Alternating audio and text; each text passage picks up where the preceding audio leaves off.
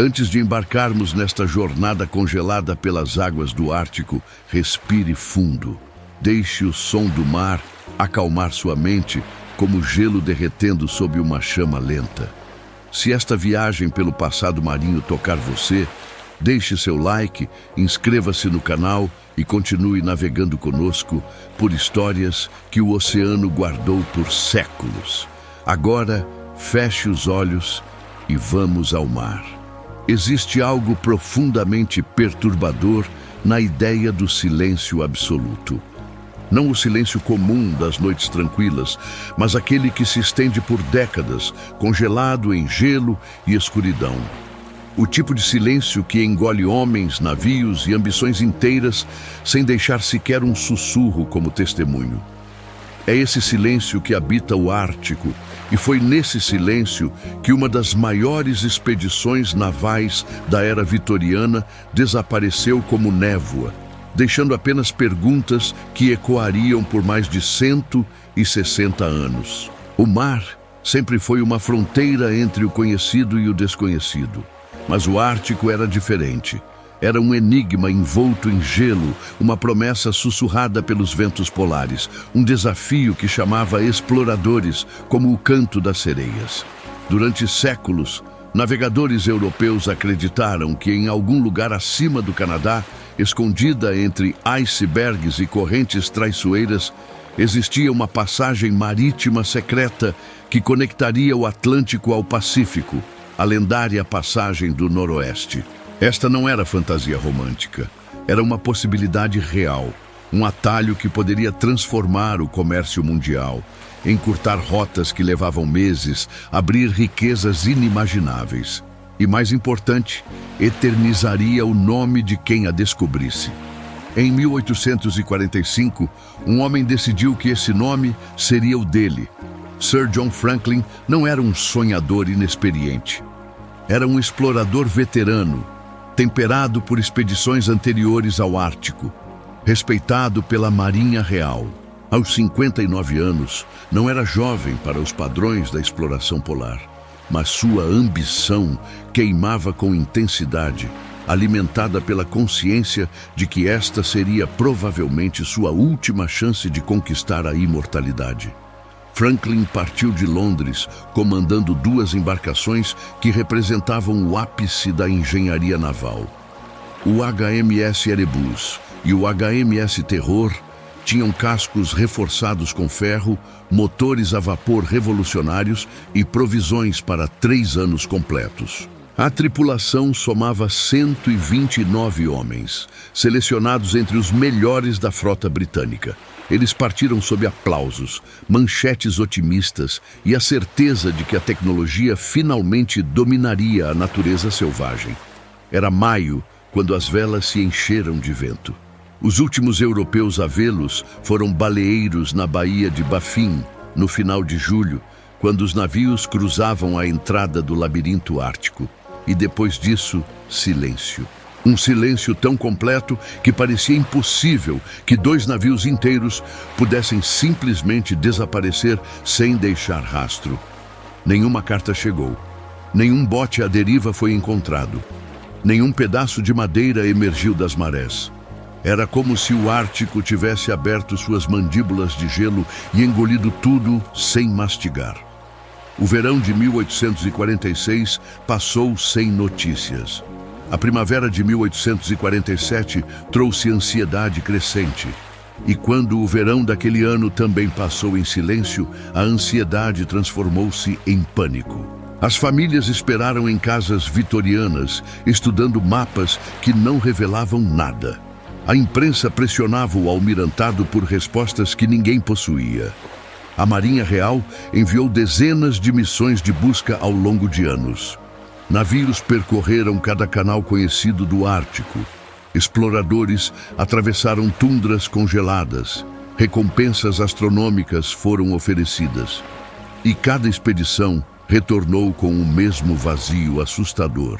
Foram os Inuites, os povos nativos que habitavam aquelas terras há milênios, que trouxeram os primeiros relatos concretos. Falaram sobre terem visto homens brancos vagando sobre o gelo, arrastando barcos como trenós, rostos escurecidos pelo frio, olhos vazios de esperança. Os inuites ofereceram ajuda, ensinaram técnicas de sobrevivência, indicaram onde encontrar caça. Mas os estrangeiros, orgulhosos ou delirantes, recusaram assistência e continuaram marchando em direção ao sul, em direção a uma salvação que nunca alcançariam. Alguns morreram perto da costa, seus corpos preservados pelo frio perpétuo. Outros desapareceram na vastidão branca.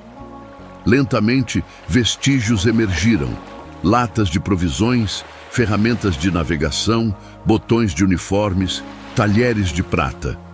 Cada artefato era uma palavra em uma frase que ninguém conseguia completar. Mas os navios permaneciam invisíveis. Franklin tornou-se simultaneamente mártir e símbolo do orgulho imperial diante da natureza inabalável. Sua esposa dedicou o resto da vida a financiar expedições de busca, recusando-se a aceitar a morte óbvia para todos os outros. Quando ossos da tripulação foram encontrados, uma descoberta perturbadora emergiu: marcas de cortes feitas por instrumentos afiados. Na fome extrema do Ártico, quando todas as provisões se esgotaram, grupos de sobreviventes provavelmente recorreram ao canibalismo para prolongar suas vidas por mais alguns dias. Não há moralidade no frio absoluto. Em algum ponto além do sofrimento imaginável, onde noites duram meses e o vento corta como navalhas de gelo, os homens fazem o que precisam fazer. Não cabe a nós, aquecidos e alimentados, julgar aqueles que lutaram contra o impossível. O Ártico cobra seu preço, sempre cobra. Por mais de 160 anos, Erebus e Terror continuaram desaparecidos, engolidos tão completamente que começaram a parecer mais mito que realidade. E então, no século XXI, quando satélites mapeavam cada centímetro do planeta, o Ártico finalmente decidiu devolver o que havia tomado. Em 2014, pesquisadores canadenses detectaram uma anomalia no fundo de uma baía rasa. As imagens mostravam o contorno inconfundível de um navio, preservado e intacto. Quando mergulhadores desceram e tocaram o casco, o mundo científico estremeceu. Era o HMS Erebus, encontrado depois de 1,5 séculos. 2 anos depois, em 2016, o segundo navio foi localizado. O HMS Terror estava em condições ainda mais notáveis. Cabines permaneciam intactas, prateleiras organizadas como se a tripulação pudesse retornar a qualquer momento. Objetos pessoais jaziam onde haviam sido deixados, congelados no exato instante em que a vida foi interrompida. Óculos, instrumentos de navegação, pratos, livros cujas páginas agora estavam fundidas pelo gelo. Era como descobrir um mausoléu submerso que preservava não apenas objetos, mas um momento específico da história humana. Os navios haviam sido protegidos pelo mesmo gelo que os matara. Existe uma ironia cruel nisso, uma simetria quase poética. O Ártico preservara suas histórias com cuidado reverente. Cada artefato recuperado oferece pistas sobre os últimos dias da expedição. Diários fragmentados estão sendo decifrados. Restos são analisados. Objetos pessoais revelam detalhes íntimos sobre os homens que os carregavam. A história de Franklin continua sendo estudada, debatida, reexaminada. Mas apesar de todos os avanços científicos, algumas verdades permanecem inalteradas, eternas como o próprio gelo.